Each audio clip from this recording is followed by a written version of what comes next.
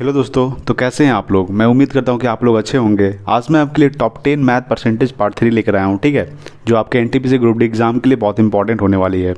तो चलिए शुरू करते हैं फर्स्ट क्वेश्चन से। तो सबसे पहला सवाल है, किसी पुस्तकालय में 20% पुस्तक अंग्रेजी भाषा में, ठीक है। सबसे पहले जान लीजिए कि टोटल कोई भी चीज़ 100 होता है, ठीक है। कितना होता है टोटल कोई भी चीज़ 100% होती है। तो किसी पुस्तकालय में 20% पुस्तक अंग्रेजी भाषा में, तो यानी 20% पुस्तक अंग्रेजी है, यानी इंग्लिश कितना है 20% है, ठीक है। तो शेष मेरा कितना हो जाएगा, यानी कि टोटल है 100%, ठीक है।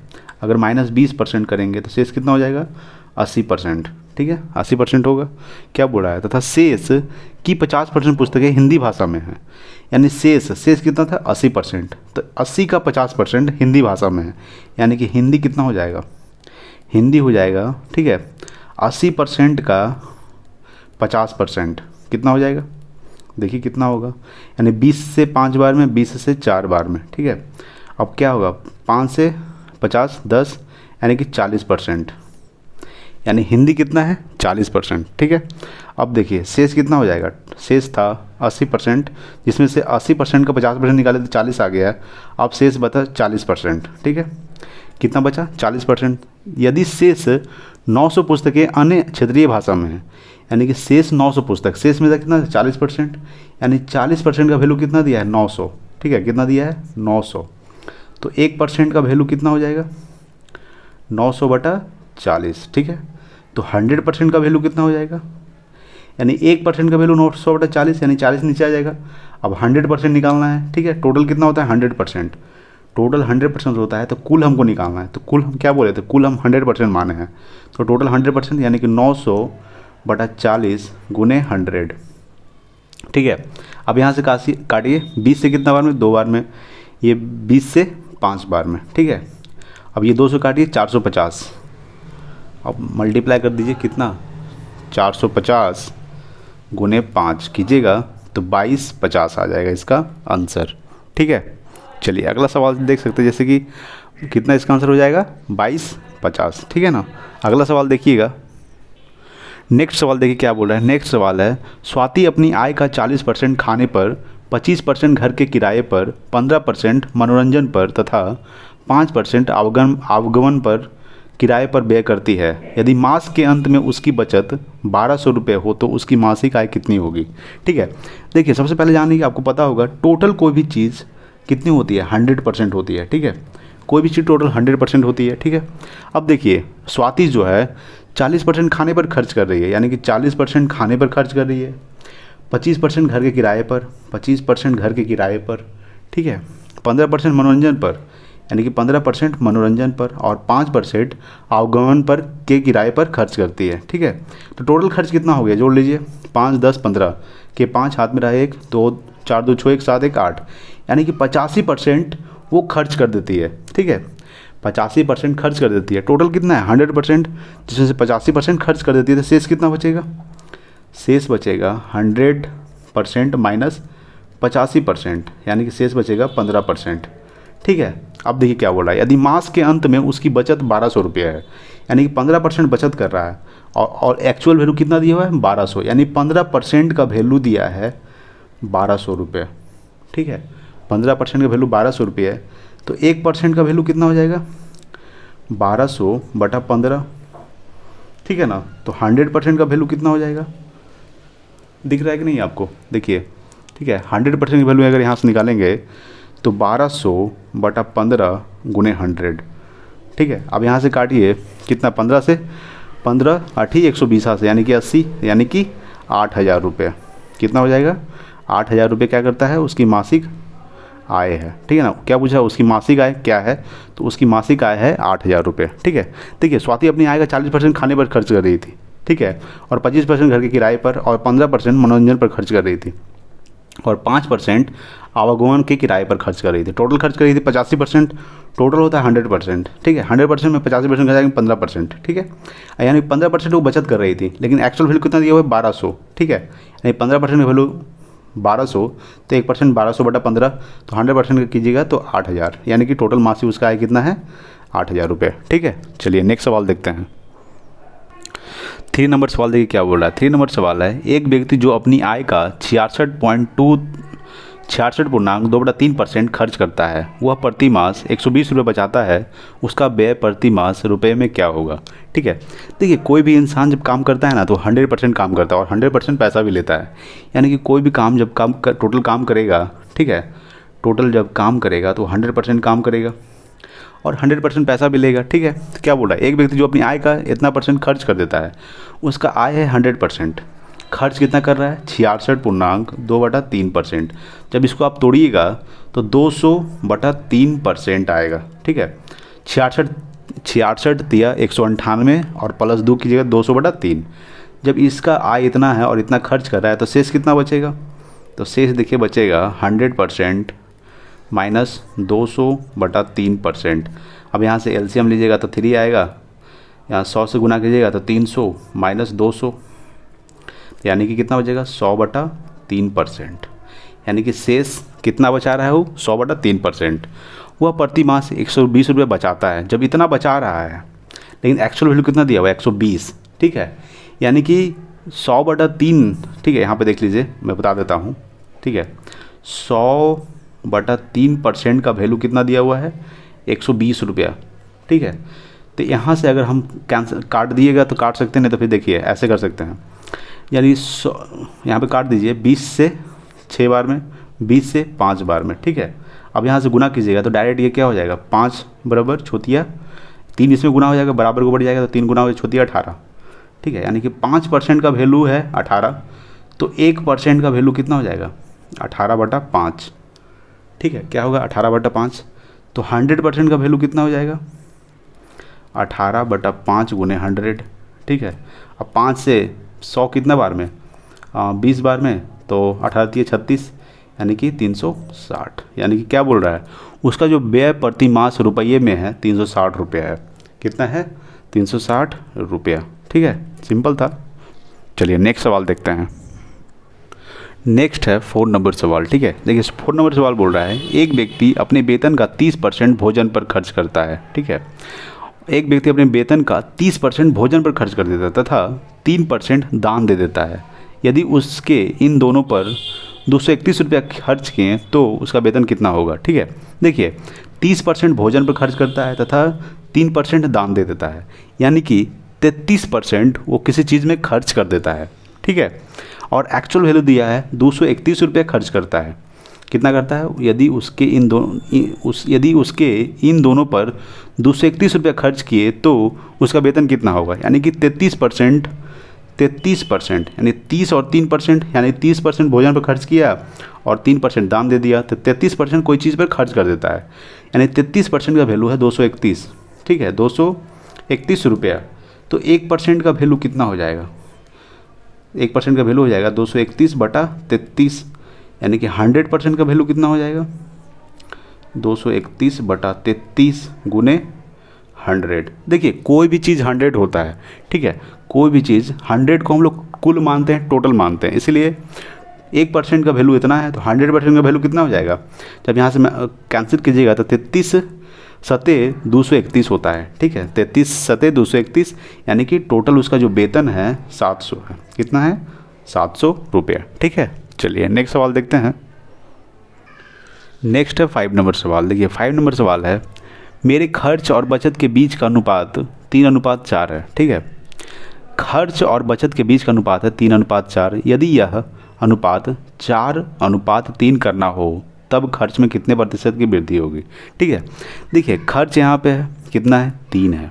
ठीक है, खर्च कितना है 3, यह खर्च इतना रुपया, यानी कि पहले 3 था, यानी जो खर्च है, ठीक है, खर्च है, खर्च का जो अनुपात है पहले 3 था, अब कितना हो गया 4 हो गया। ठीक है, पहले 3 था अब हो गया 4, तो क्या तब खर्च में कितने प्रतिशत की वृद्धि हुई। सिर्फ हमको खर्च के बारे में दे रहा है, बचत के बारे में नहीं पूछ रहा है, तो खर्च के बारे में हम देखेंगे।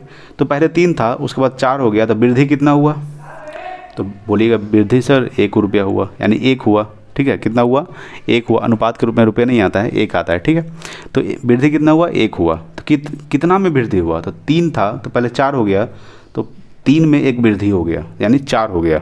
ठीक है, तो प्रतिशत निकालना है हमको, तो सिर्फ 100 से गुना कर दीजिए। ठीक है, तो क्या हो जाएगा 100/3 1/3% कीजिएगा। अगर इसको आप तोड़िएगा तो 33.1/3%, यानी कि 33.1/3% क्या हुआ, वृद्धि हुआ। ठीक है, चलिए समझ गए होंगे। नेक्स्ट सवाल देखते हैं, 6 नंबर सवाल। नेक्स्ट है 6 नंबर सवाल। 6 नंबर सवाल बोल रहा है आमिर अपनी आय का 20% अपने परिवार पर खर्च करता है। ठीक है, शेष में से 50% वह चिकित्सा, परिवहन और बच्चों की शिक्षा पर खर्च करता है। वह प्रति मास 800 रुपये की बचत करता है। उसकी मासिक आय क्या है? ठीक है, देखिए आमिर अपनी आय का 20% और परिवार पर खर्च करता है। आमिर का जो इनकम जो होगा वो टोटल कितना होगा, आपको पता होगा। टोटल की वो 100% ही कमाता होगा, यानी टोटल काम जब 100% करेगा तो कोई 100% उसको पैसा मिलेगा। ठीक है, तो अपनी आय का 20% और परिवार पर खर्च करता है, यानी 20% अपने परिवार पर खर्च कर देता है। ठीक है, शेष में से यानी परिवार पर खर्च, यानी परिवार कितना खर्च करता है, परिवार पर 20% खर्च करता है। ठीक है, तो शेष कितना रह गया, शेष रह गया यानी कि 100% माइनस 20%, तो कितना हो गया 80%। ठीक है, शेष बच गया 80%। अब 80% में ये खर्च करेगा, क्योंकि 20% अपने परिवार पर खर्च कर चुका है। तो शेष में से 50% वह चिकित्सा, परिवहन और बच्चों की शिक्षा पर खर्च करता है। ठीक है, चिकित्सा, परिवहन और बच्चों, यानी कि 3 चीज़। सी से डी से डॉक्टर, ठीक है, परिवहन, ठीक है, यानी कि गाड़ी ले लीजिए तो वैन, भी से वैन, ठीक है, प्लस चिल्ड्रेन पे खर्च करता है। ठीक है, कितना, यानी कि 50%, कितना 80% का 50%। ठीक है, 80% का 50% तीनों पे खर्च करता है। तो 50 से 100 2 बार में, 2 से 80 40 बार में, यानी कि 40% खर्च कर देता है चिकित्सा, परिवहन और बच्चों की शिक्षा पर खर्च करता है।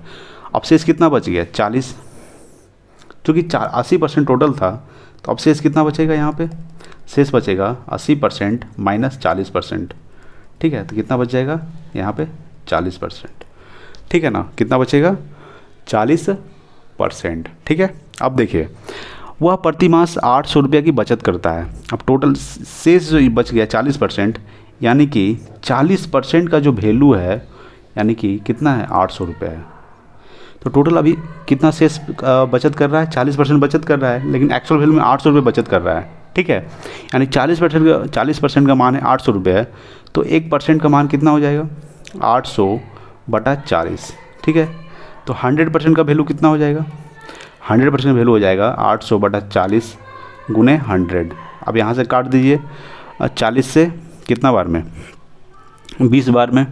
ठीक है, यानी कि 2000 रुपये क्या करता है, उसकी मासिक आय क्या है, तो उसकी मासिक आय है 2000 रुपये। ठीक है, चलिए अगला सवाल देखते हैं, 7 नंबर सवाल। नेक्स्ट है 7 नंबर सवाल। 7 नंबर सवाल बोल रहा है ए के वेतन का 30% बी के वेतन के 3/5 के 20% के बराबर है। ठीक है, देखिए ए के वेतन यानी ए का यानी गुना का 30%, 30/100। ठीक है, बी के वेतन के 3/5 के 20% के बराबर है। सबसे पहले यहाँ देखिए बराबर दिया, तो बराबर दे देंगे। अब बी के 3/5 के 20% के बराबर है, 3/5 के 20%, 20/100 के बराबर है। अब देखिए यहाँ से काट दीजिए, तो 100 से 100 कैंसिल। ठीक है, 3 से 30 10 बार में, 10 से 20 2 बार में। ठीक है, अब यहाँ पे कुछ नहीं बचा, तो ए बराबर 2b/5, या 5 को गुना कर दीजिए, तो 5a बराबर 2b, तो a/b बराबर 2/5।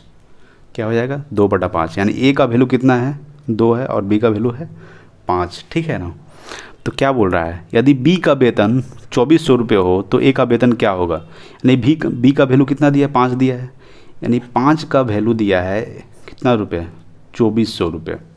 ठीक है, 5 का वैल्यू कितना दिया है, 5 का वैल्यू दिया है 2400 रुपये। ठीक है, क्या दिया है 5 का वैल्यू 2400 रुपये, यानी 5 का मान 2400 रुपये है, तो एक का मान कितना हो जाएगा 2400/5, तो एक का मान इतना है, तो 100% यानी 100% का मान कितना हो जाएगा, यानी 5% का मान कितना दिया है 2400 रुपये, तो 1% का मान कितना हो जाएगा 2400/5, तो 100% का मान कितना हो जाएगा 2400/5 गुने 100।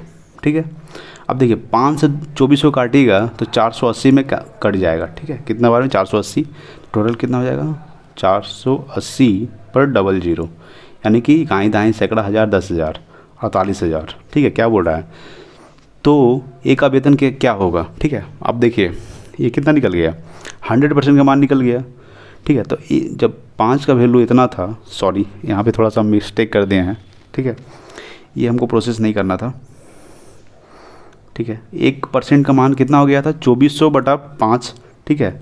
तो हमको ए का वेतन मान, तो ए का वैल्यू कितना है, 2 रुपये है, यानी कि 2 है, ठीक है। तो 1% का मान इतना है, तो 2% का मान कितना हो जाएगा, 2400/5 गुने 2 हो जाएगा। तो 2 से 2400 कितना बार में, तो 480 बार में, यानी कि 48 दूनी 96, यानी कि कितना आ जाएगा, ए का मान 96, 960 आ जाएगा, ठीक है। ये हमको प्रोसेस नहीं करना था, ठीक है, ये फालतू हम कर दिए। 1% का मान 2400/5, तो 2% का मान निकालना था, ठीक है। चूँकि 2 का मान, ए का मान निकालना है 2, तो ए का वैल्यू कितना था, 2 था, तो ए का वेतन क्या हो जाएगा, 2%, 2400/5 गुने 2, तो 480 बार में कटेगा, 2 मल्टीप्लाई कीजिएगा तो 960 रुपये, ठीक है। चलिए अगला सवाल देखते हैं। नेक्स्ट है 8 नंबर सवाल। 8 नंबर सवाल बोल रहा है ए का वेतन बी के वेतन का 25% है, ठीक है। देखिए ए का जो वेतन है बी के वेतन का 25% है, 25/100, ठीक है। अब यहाँ से 25 से 4 बार में कैंसिल, यानी कि 4A बराबर बी, तो A बटा बी बराबर 1/4, ठीक है। यानी कि कितना निकल गया, ए का मान 1 और बी का मान 4 निकल गया, ठीक है।